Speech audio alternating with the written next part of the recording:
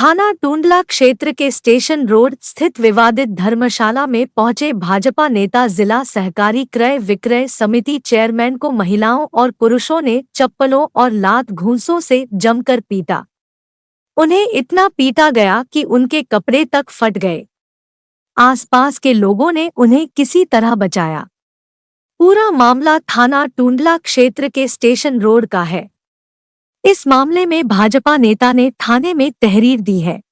शहर में मैं आपके माध्यम से, आपके चैनल के माध्यम से कहना चाहता हूं कि जो शहर में भू माफियाओं के द्वारा धर्मशाला, मंदिर, हुआ बावड़ियों पर जिस तरीका से कब्जा जो किया जा रहा है, ऐसे ही सिटी सेंटर्स के सामने एक भू माफियाओं के द्वारा एक धर्मशाला को अवैध तरीके से उस पर कब्जा करने की कोशिश की गई। जिस परिवार का उस पर हक है, उस परिवार के लोगों ने वहाँ पर लोगों को, समाज के लोगों को, अन्य समाज के लोगों को वहाँ इकट्ठा करने का काम किया।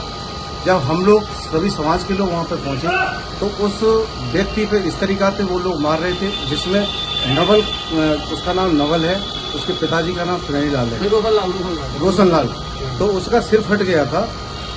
उसका जब सिर फट गया तो मैंने वहाँ पर जाकर के मैंने देखा जब कि एक व्यक्ति को मार रहे पीट रहे हैं। मैंने वहाँ बचाने का काम किया। मैंने जब बचाने का काम किया तो मेरे साथी उस तरीका से अवैध व्यवहार करने का काम किया। मेरे भी कपड़े फाड़ दिए गए। इस तरीका से ये घटना हुई है। क्योंकि आज जो कहने को तो हम लोग कहते हैं, क्योंकि हमें भारतीय जनता पार्टी की सिपाही हैं, कहते हैं कि योगी जी की सरकार है, किसी धर्मशाला पर, मंदिर पर कब्जा नहीं होना चाहिए। लेकिन भू माफिया जिस तरीका से कब्जा कर रहे हैं जमीनों पर, बहुत ही निंदनीय कार्य है। क्योंकि और जो अपनी जमीन बता रहे हैं, ये हकीकत इस तरीका से है कि एक जो व्यक्ति हैं, जो कोखी थे, कोखी की कोई संतान नहीं थी। वो जमीन जिस तरीका से उनके परिवार के सदस्यों ने मुझे अवगत कराया, मैं उस तरीका से आप लोगों को बताना चाहता हूँ। कोखी जो चेतराम के पुत्र थे, चेतराम के ही जो कोखपाल और ज्योतराम और मूलचंद, ये लोग थे। कोखी के नाम में गुलाब सिंह ने उस धर्मशाला की जगह को और उसको टेक केयर बनाया था, न कि संपत्ति उनके नाम में की धर्मशाला के लिए। लेकिन टेक केयर ने क्या किया, जो उसके वारिस थे, उसके वारिस नहीं थे। कोखी की जमीन को कोखपाल बन करके उसने अपने बेटे सुनहरी के नाम में एक वसीयत 1973 में करने का काम किया। वसीयत में सीधा उसमें लिखा कि मेरे जीवित मेरा हक है, मरने के बाद में सुनहरी लाल का हक है। लेकिन एक लाइन नीचे और खुली हुई है और इस पे स्टे बहुत पुराना चल रहा है। आप देखेंगे, आपको मैं डॉक्यूमेंट उपलब्ध करा दूंगा, उसमें बाकायदा स्टे लगा हुआ है। लेकिन बार बार हमने प्रशासन को अवगत कराया, एसडीएम को अवगत कराया।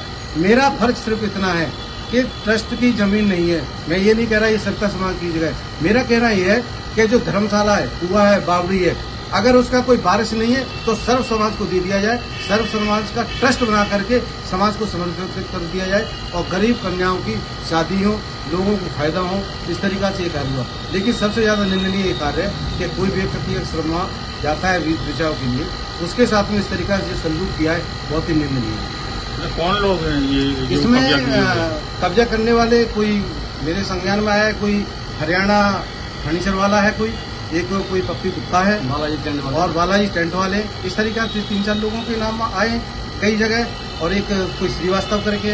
इन लोगों के प्रयास, मैं आपको बताऊं, शहर में लोगों के और भी कारनामे, और भी लोग पीड़ित हैं जिनकी जमीनों पे इन्होंने कब्जा किया है। ऐसे कार्य नहीं करने चाहिए।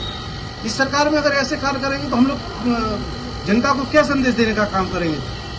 तो मेरा आपसे यही है, आग्रह है कि इस तरीका से घटनाएं नहीं होनी चाहिए। आपके सामने जो पीड़ित व्यक्ति है, जिसके परिवार की जमीन है, और ये व्यक्ति आपके साथ है, मैं तो बीच बचाव में मेरे साथ में घटना हुई है, आप बात कर सकते हैं। नवल किशोर है। आपके साथ क्या घटना हुई है? घटना ये हुई है कि हम लोग वहाँ पर गए, वहाँ जाकर के तुरंत हमारे साथ मारपीट चालू कर दी।